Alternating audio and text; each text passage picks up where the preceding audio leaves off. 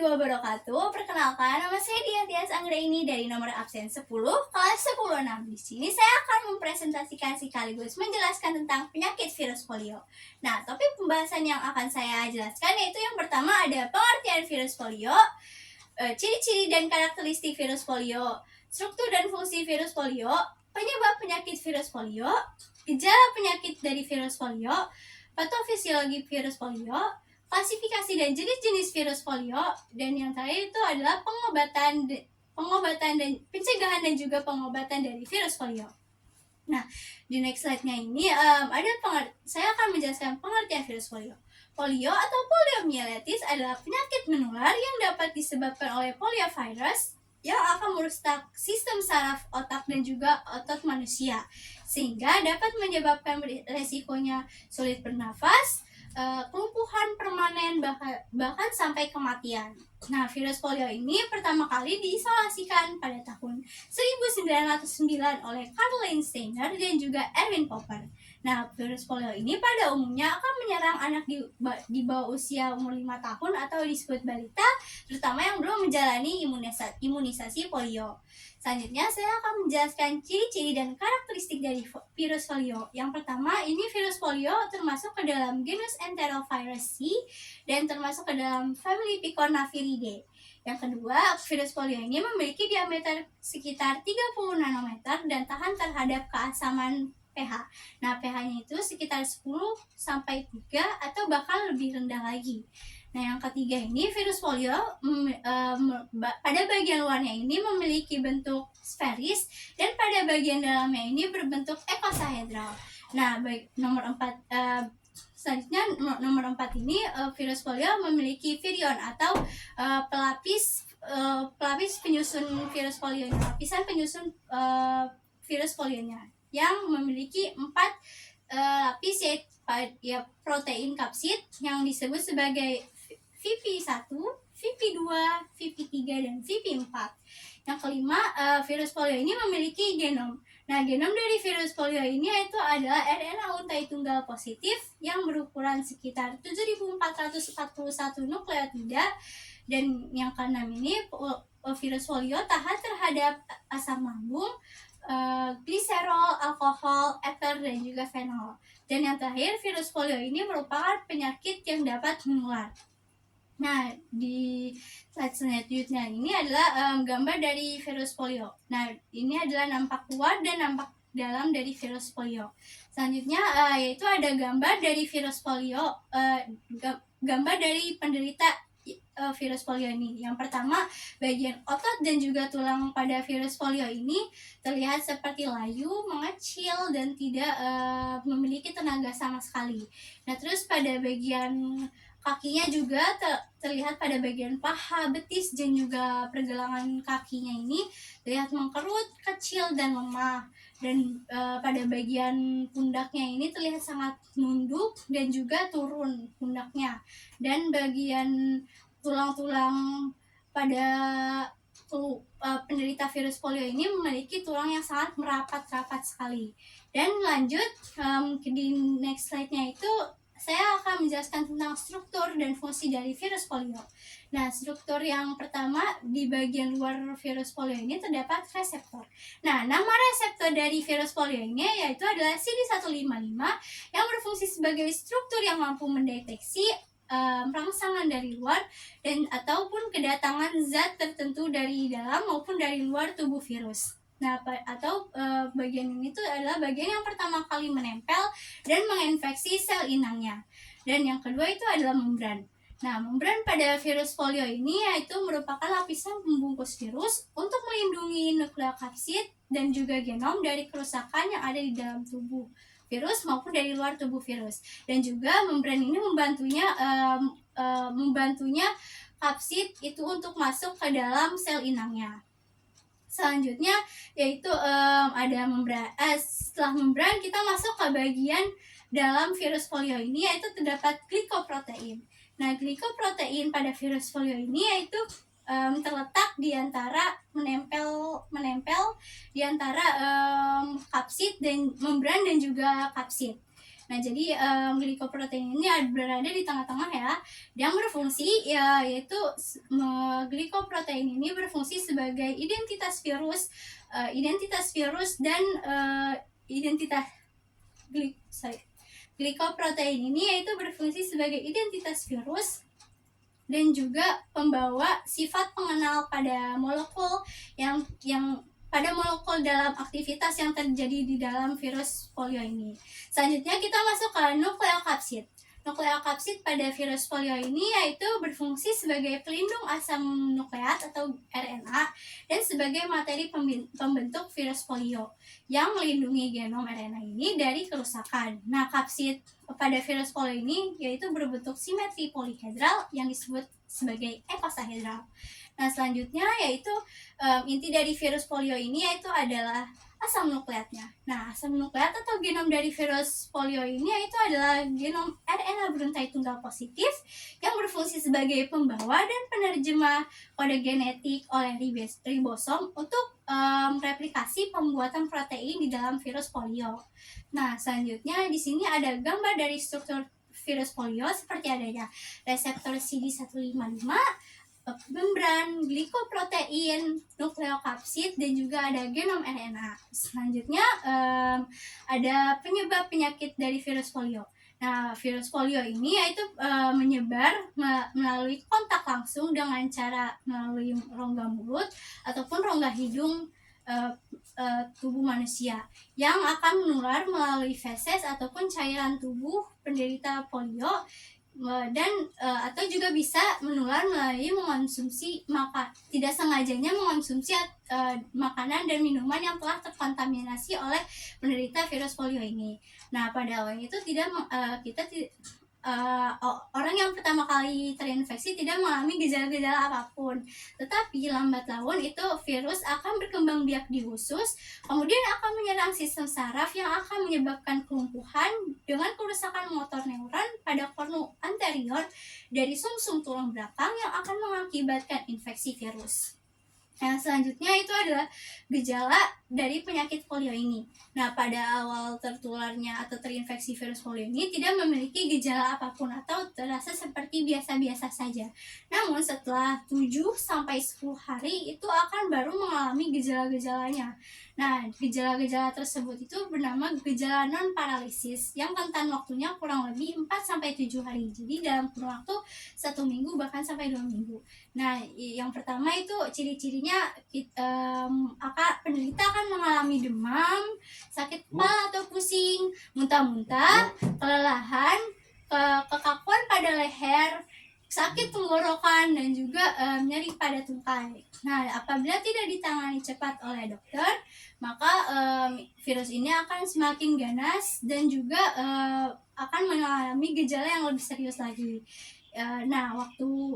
Gejala ini tuh dinamakan gejala paralisis yang rentan waktunya sekitar 8-35 hari, yaitu penderita akan merasakan kehilangan refleks di dalam tubuhnya, otot-otot di dalam tubuh itu terasa sangat lemah yang sangat intens, kaki-kaki itu mudah terkulai atau mudah terkeseleo. Nah, terus seringnya kesemutan kaki, dan yang terakhir itu akan menyebabkan kelumpuhan yang bisa sampai kelumpuhan total. Nah, di sini saya akan menjelaskan patofisiologi dari virus polio. Nah, pada awalnya virus polio akan menyerang tubuh manusia. Nah, melalui rongga mulut dan rongga hidung ataupun rongga hidung.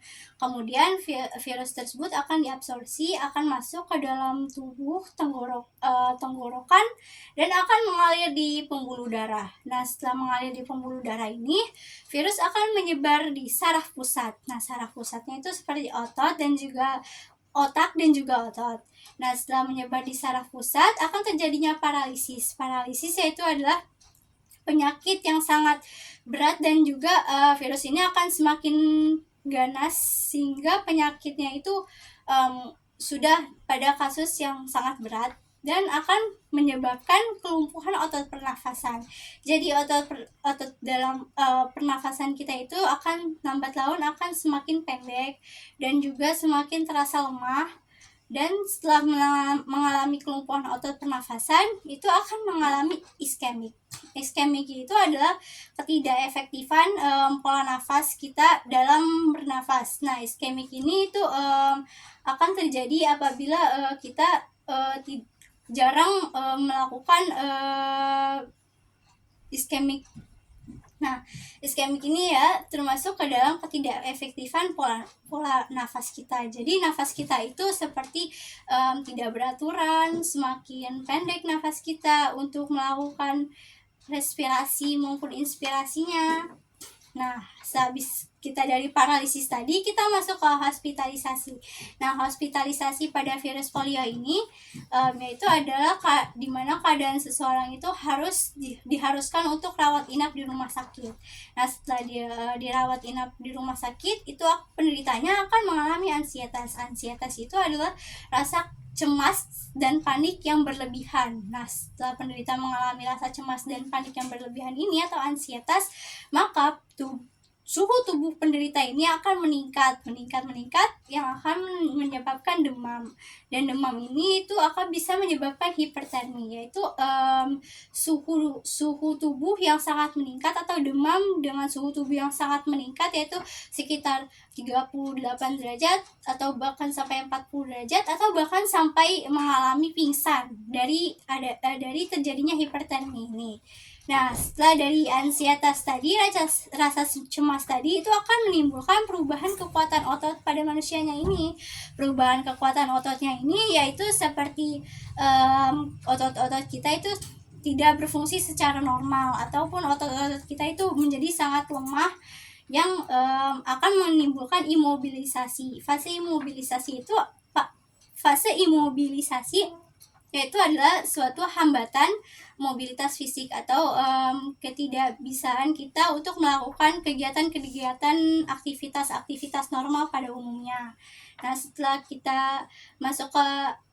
dari fase imobilisasi ini akan menimbulkan rasa nyeri. Nah, setelah menimbulkan rasa nyeri ini akan menimbulkan anoreksia. Anoreksia ini yaitu adalah penurunan berat badan tubuh pada penderita akibat berkurangnya pola makan dan juga tidak teraturnya pola makan, atau berkurangnya kita untuk makan makanan 4 sehat 5 sempurna. Nah, setelah mengalami anoreksia ini, maka akan terjadinya menurunnya nutrien dan juga protein di dalam tubuh, sehingga terjadinya ketidakseimbangan antara nutrisi, protein, dan juga virus yang ada di dalam tubuh, dan atau bisa disebut sebagai keseimbangan nutrisi dan protein kurang dari kebutuhan manusia pada rata-ratanya. Nah, setelah saya menjelaskan patofisiologi dari virus polio, saya akan menjelaskan klasifikasi dan jenis-jenis dari virus polio. Nah, klasifikasi pada virus polio ini seperti yang saya tadi sudah jelaskan, virus polio ini merupakan famili Piconaviridae yang terdiri dari 3 strain. Nah, strain pertama ini bernama Brunhilde. Brunhilde ini merupakan virus yang paling ganas dan yang paling sering menimbulkan wabah penyakit. Strain 2 yang bernama Lancin, yaitu adalah virus yang paling jinak dan termasuk penyakit yang dapat disembuhkan dengan ringan atau bisa disembuhkan oleh dokter dengan penyakit-penyakit yang masih ringan. Nah, strain 3 ini yaitu adalah Leon. Leon ini merupakan virus yang ringan dan mudah untuk sembuh dan bisa ditangani cepat oleh dokter.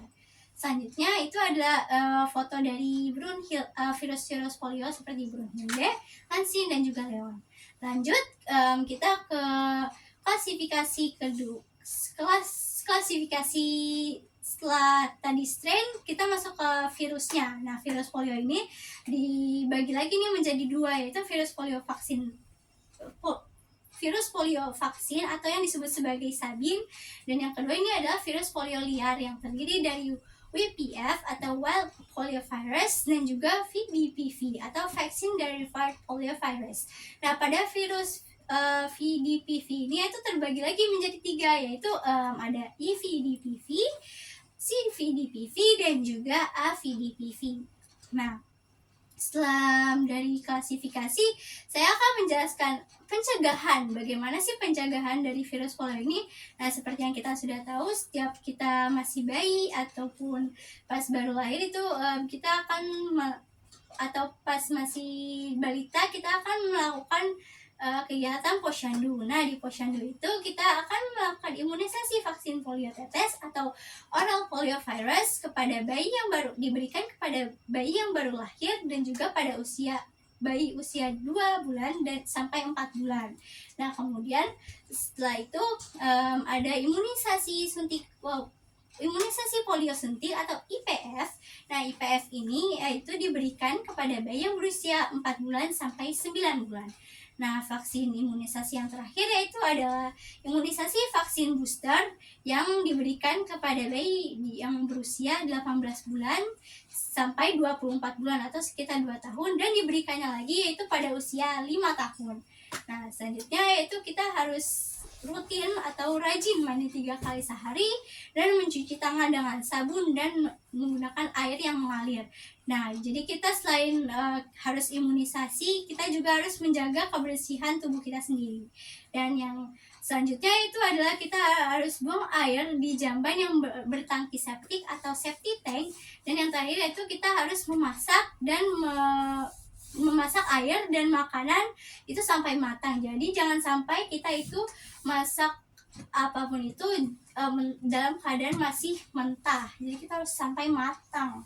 Nah, selanjutnya masuk ke dalam cara pengobatan dari virus polio ini, yaitu yang pertama kita bisa melakukan bed rest, pemberian yang pertama melakukan bed rest, yang kedua yaitu pemberian obat antibiotik, yang ketiga itu pemberian obat pereda nyeri otot, yang keempat kita itu bisa memberi obat antispasmodik atau obat perileks otot, dan yang kelima itu melakukan fisioterapi.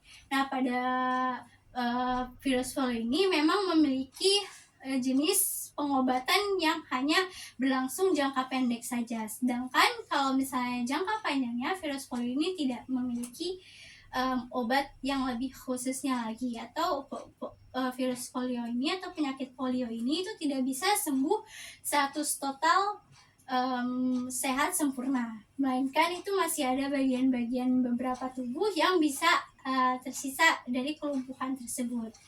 Nah, sekian penjelasan dan presentasi penyakit virus polio dari saya, Dia Tias Anggraini. Kurang lebihnya mohon maaf. Wassalamualaikum warahmatullahi wabarakatuh.